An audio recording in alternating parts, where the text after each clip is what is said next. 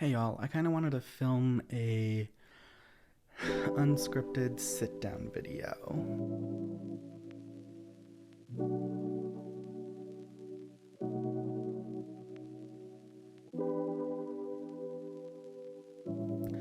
So, a few days ago, I decided to quit my job.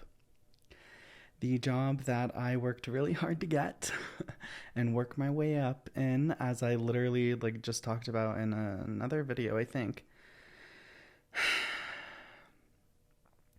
But to take in consideration the New Year's intention video that I did, where I said if it's not bringing you joy or if it's bringing you more trouble than joy, it's not worth it. And I kind of sat down with my therapist and again with my friends and with my family. And each time we came up with the conclusion it's more trouble than it's worth, especially since I re enrolled in school. So I quit. And I wanted to talk about when to know that it's okay to quit. And I don't mean just like a job. I mean it could be work, it could be school, it could even be applied to a relationship. So I feel step number one is to evaluate, does this thing make you happy? Step number two, if you can get there, if it doesn't make you happy, does it provide support? Whether that be financial or benefits or emotional support. And if it doesn't provide those things, you're two steps in and you should be out. On the second hand, if you don't enjoy it, but it does, let's say, provide finances or benefits or emotional support that cannot be found elsewhere, then maybe you should stick with it until you find an adequate substitute. But if you do enjoy it, like I enjoyed my job, does it hurt you more than it gives you benefit? For instance, my job was very stressful at times. I had multiple deadlines throughout the week, which, was normal. But now that I'm back in school, I also have multiple deadlines throughout the week for school. And I was finding myself starting to choose work over my education. And that's not okay. While my work pays me, they don't pay me enough to make up for the thousands of dollars that I owe and pay the school for those classes that I would pick work over. And let's take me out of it for a second. Let's say that you're in a relationship, right? And you love the person. So you've made it to step two. You love the person and you enjoy being around them. But maybe there's some sort of lacking in your needs. Or perhaps the person doesn't treat people you love kindly, but treats you well. Is that worth the love and affection that you get from that person? That's something you would have to consider. And that would bring us to step 3 or 4. This is unscripted, remember. I'm not referencing any notes. If once you've determined, yes, I want to keep this, great. Go on. Go with it. Stop watching. But if you've come to the conclusion, this isn't good for me, what are you going to do about it? If it's a job, are you going to quit? Do you have the financial means to quit? Are you going to wait until you find a new job? Are you going to wait until you find a job that's relevant in your field? Or are you going to take something that comes up first? If it's a relationship, are you ready to lose that person? Because you might. You might lose them forever. It's all about taking that last step to jump off of the cliff and into uncertainty. And that can be really, really scary, especially, as someone who has severe anxiety.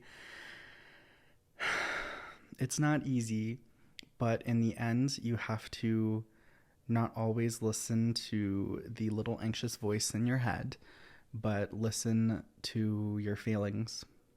And that's what I did. I thought about it. Of course, I had everyone's opinion and consideration in mind, but at the end, it's about how I felt and what I felt I could do and what I could handle. And I thought to myself, jump off the ledge. So I came to the decision on like a Monday night, I want to say. And no, it was a Thursday night. And Friday morning, I sent in my resignation email. And the next day, I had a meeting with my boss, or later that day, I had a meeting with my boss to talk about the next steps. And I just took the plunge, and I feel so much better knowing that I wasn't going to let something that was hurting me more than it was benefiting me to be in my life anymore. And I'm still a little anxious. I'm trying to find another job that requires less of me. I'm trying to get a retail job. I know that's not in production, but it's something that I could handle right now, and that's what matters. And I think that's what you should consider for yourself. What feels right for you? And in the end, listen to yourself. The whole point in this, I guess it's a little series of how to listen to yourself. There's my New Year's intentions video, my New Year's resolutions work video, and I think there's one more. And in this video is live your best life. I mean, you only get one. Why give your energy, how limited amount you have, to something that isn't fully serving you? It's okay to quit. You're not lazy. There's so much stigma around quitting your job or breaking up with someone because you might have spent years getting to that point. It doesn't matter. You can put that work in again in a situation that'll better serve you. So don't listen to the stigma. I think as a society as a whole, we need to work to get out of this like productive capitalism mindset that we've all been trapped in, and that has leaked into every aspect of our lives. Like marriage. You're supposed to find a partner in your early 20s, get married before you're 30, in your 30s have kids, in your 30s buy a house. Like, who says? Why? It's okay to be on your own timeline, like I've said before, and it's okay to quit. Anyway, that's this video. I know it's short. It's probably like 6 or 9 minutes long. But yeah, it's not scripted. I really just wanted to get that out. I'm going to start treating these videos like journal entries, and I hope you like that. Anyway, if you guys want to support me, I have a horror channel if you're interested in horror movies or all things spooky. That'll be linked in the description. I also have a podcast if you want to hear more of me rambling on. That is somethingintheclosetpod.com. We have merch. You can donate to me. That's what this elaborate setup is for. It's for my podcast. And now that I am not working my production job anymore, I have a lot more time to make content and quality content. So I'm going to try to be uploading on this channel 2 times a week, and then on my horror channel 2 times a week. And I have a podcast that goes out once a week.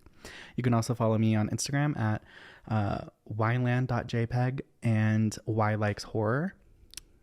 You can also follow me on Twitter at ylikeshorror. I tweet funny shit. Okay, that's it. That's enough self-promotion.